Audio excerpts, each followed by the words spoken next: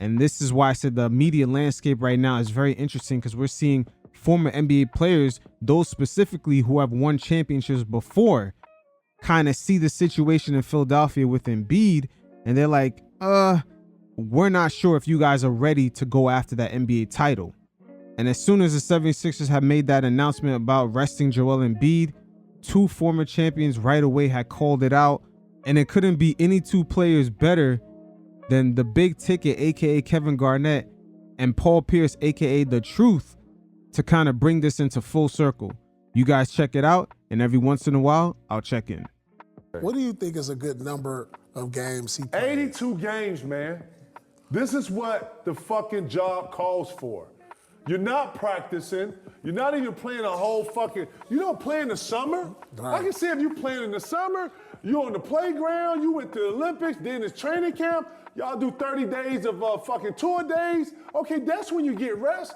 Man, I don't want to hear this shit, man. See, Kevin Garnett calls it out right away. You guys are not practicing.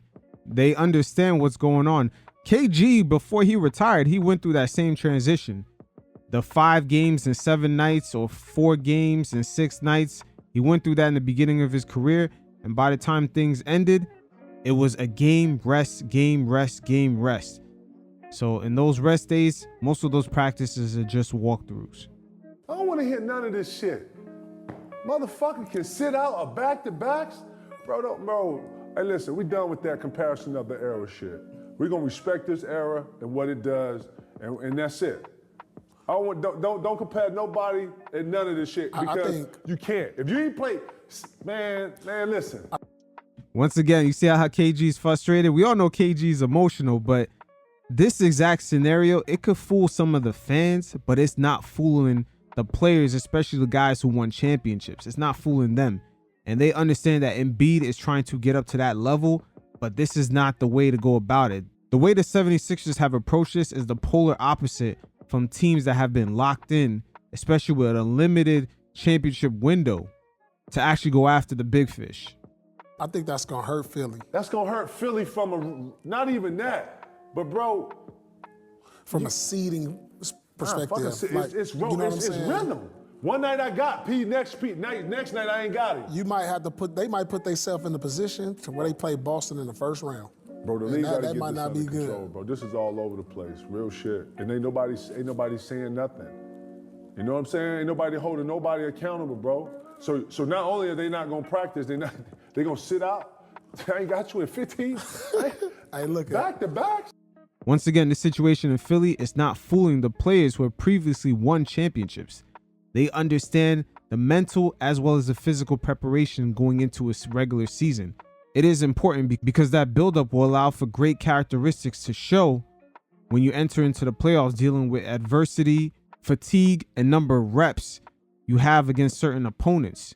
Maybe you remembered something during the regular season, a situation where it was a last second play and you remember the player going left, not right, or they put on a certain move. These things tend to lead up into the playoffs. That's why the regular season is important, especially for the championship contending teams. Another former NBA champion, Robert Parrish, is not being fooled by the situation with the 76ers and is calling it right out. First of all, I find it is so. First and foremost, your main and most significant priority should be fitness and conditioning. First and foremost, load management should not be an issue unless you're coming off a significant injury. We all tired. We all banged up and beat up. You take personal pride in your fitness and conditioning. That's one of the things that I admire about LeBron James. Forget about his longevity, his high level of play. I like the fact that he takes his body, his work ethic, his off-season fitness, and during the season fitness dead serious. And that's the way all the other players should take it. Everybody in the NBA should take a page out of LeBron's book in terms of fitness and conditioning. Should take it as serious as he does. If you take care of yourself the way LeBron does, load management should not be an issue. Oh man, Robert Parrish letting Embiid have it right there. Calling the 76ers applying this load management on Embiid a pacifier for him being out of shape and not ready to make this championship run. Again, this is why I'm always emphasizing the media landscape being real interesting, because now we get to hear from the former players, and all the guys who previously won championships are not fooled by this.